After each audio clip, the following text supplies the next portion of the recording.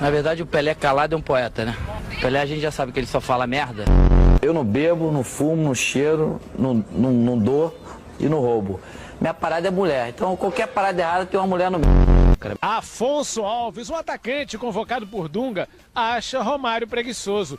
Quem? Afonso Alves. Nunca ouvi falar, irmão. Nem conheço. Eu só falo de que eu conheço. Final do Campeonato Carioca, eu tinha feito 3 gols. Os caras me perguntaram, e aí, o que você tem pra dizer? Eu falei o seguinte, aqui no Rio de Janeiro eu tenho ouvido, tá todo mundo é rei, tem um monte. Mas Deus só tem um. E quando eu falei Deus só tem um, me pegaram e me tiraram. Mas o final da frase era o seguinte, Deus só tem um, que é lá de cima, e eu sou o que mais tenho fé nele, por isso que as coisas acontecem comigo. Bom, então vamos ver como é que foi essa fala de Romário.